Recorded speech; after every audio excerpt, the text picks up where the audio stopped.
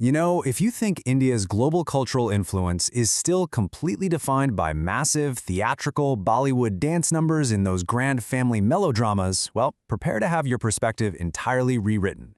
Welcome to This Explainer. Today, we're unpacking how global streaming algorithms and an absolute explosion in domestic internet infrastructure are completely transforming India's soft power. It's a massive shift from the cinematic spectacle of the 90s right to the smartphone-driven, data-rich narratives of today. Okay, let's dive into this. To really wrap our heads around this cultural shift, we actually have to start by looking at the staggering scale of India's digital revolution. The latest economic survey lays out the infrastructure boom that literally made all of this possible. Just think about this massive jump, from 25.2 crore internet connections in 2014 all the way to over 101.78 crore connections by 2025. I mean, before we even touch on media, films, or soft power, you really have to grasp the sheer magnitude of that connectivity. We're talking about nearly 1 billion people suddenly walking around with the entire world's media right in their pockets. So, here's our roadmap for today. We'll cover the digital infrastructure boom, Bollywood's soft power legacy, enter streaming diplomacy, theatrical versus data-driven models, new narratives looking at OTT cases, and finally, India's digital global image. Section 1. The digital infrastructure boom. So, let's answer the economic why behind this massive shift in how people consume media. How exactly did we get from collective theater viewing to everybody glued to their individual smartphone screens? Well, the answer is affordability. We've seen a dramatic plummet in data costs. Back in 2014, 1 gigabyte of wireless data cost around 268 rupees, but by 2025, that plummeted down to just 8.27 rupees. That's literally less than the cost of a decent cup of chai.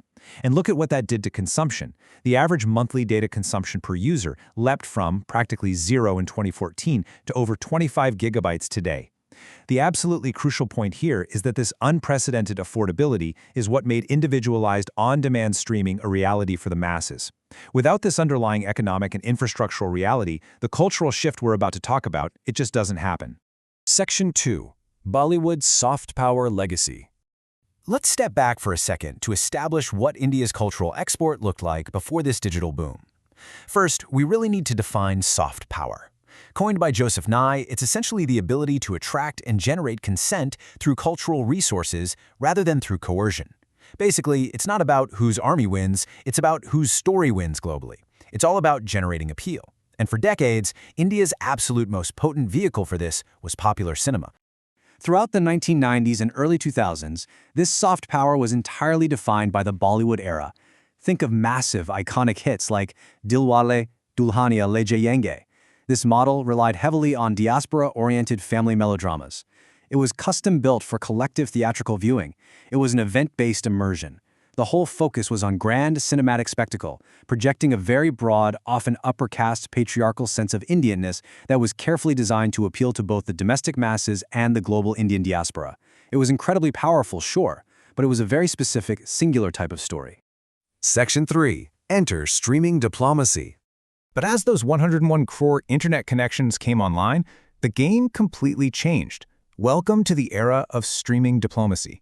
This is such a fascinating concept. It's still cultural projection, but instead of being driven by formal state persuasion or even just traditional box office metrics, it's now mediated by platform infrastructures, places like Netflix and Amazon Prime, and it's governed by algorithms. The stories are rooted in everyday digital experiences. The power here is so much more subtle. It actively embeds Indian values, emotions, and social imaginaries right into your everyday global binge-watching habits.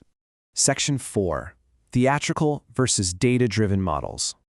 To really grasp how profound this shift is, let's set up a direct juxtaposition. Now, what's really interesting about this slide is the stark contrast in structure. Traditional cinema relies heavily on a standard 3-act structure with a single, high-impact climax, all contained within a finite 2.5 to 3 hours. You go out to the theater for an event. But OTT web series, they use episodic, seasonal arcs with multiple, sometimes subdued climaxes. The engagement is totally different. It's immersive, it's habitual, and it's highly binge-based. It is literally engineered to keep you on the platform, constantly governed by recommendation algorithms. And because the structure is different, the ultimate goals are completely different. Theatrical models desperately needed broad diasporic appeal and grand spectacle just to recoup those massive box office costs. But the OTT goal? It's all about niche, algorithmic targeting, and vernacular realism. Freed from the intense constraints of the box office, streaming platforms can finally take risks. They can explore niche themes, really complex gender politics, and highly localized vernacular stories that completely transcend that traditional family viewing mandate, meaning stories you probably wouldn't feel super comfortable watching while sitting next to your grandmother. Section 5. New Narratives, OTT Cases. So let's move from theory to practice and see how this actually builds into real content. We're going to look at two highly revealing Indian streaming shows that perfectly capture this new dynamic. Our first case study is the Amazon Prime series Call Me Bae. This show is such a prime example of the new Indian heroine. In older Bollywood films, a privileged character's fall from grace usually required some sort of strict, traditional moral purification, but here, the protagonist is entirely defined by digital metrics, influencer visibility, and post-feminist self-styling. In this new narrative, when the main character faces a crisis, it isn't resolved with a tearful family reunion. It's instantly transformed into digital content. The show literally uses split screens and notification aesthetics to tell the story. The traditional Bollywood melodrama is definitely still there, but now it's entirely sustained by social media metrics. It retains a really highly local desi flavor while effortlessly addressing the globally understood everyday realities of platform capitalism and influencer culture. Our second case study takes a decidedly darker turn. It's the Netflix film Control, and it demonstrates the much more anxious side of India's digital narratives, utilizing what's known as the screen life format. And this brilliantly illustrates the complete structural departure from old cinema. To quote directly, in Control, the screen itself becomes the primary diegetic space, transforming cinematic temporality into interface time. In plain English, the entire story unfolds quite literally on a computer or phone screen. A character's grief, a bad breakup, personal intimacy, it's all captured and transformed into marketable data points and make up tutorials online. Control shifts the narrative by hitting right at the heart of global Gen Z techno-anxieties. It explores AI intimacy and heavy surveillance, using the interface itself for exposition. What this does, especially from a soft power perspective, is incredibly clever. It translates a highly localized Indian digital experience into a transnational techno-thriller format. It shows the whole world in India that is technologically hyper-aware and grappling with the exact same algorithmic anxieties as audiences sitting in New York, London, or Seoul.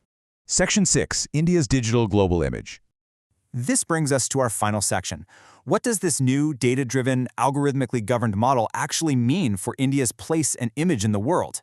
Well, the new face of Indian soft power has fundamentally transformed. It is now highly experiential rather than a top-down strategic push. It is mediated directly through algorithms and smartphones, completely bypassing the traditional gatekeepers. It's grounded in everyday digital anxieties that viewers worldwide can instantly relate to, creating a really dynamic constellation of individual narratives rather than just a single monolithic Bollywood brand. India's global influence is now woven right into the very fabric of global streaming habits. Which leaves us with this final, lingering question to reflect on. As Indian stories adapt to the relentless demands of global platform capitalism, shifting away from grand theatrical climaxes to bingeable, interface-driven episodes, we really have to ask ourselves, is the culture we consume shaping the algorithm, or is the algorithm fundamentally shaping our culture? Next time you open a streaming app and casually get a recommendation, maybe pause and think about exactly who or what is telling the story. Thanks so much for joining me on this explainer, and keep questioning what's on your screen.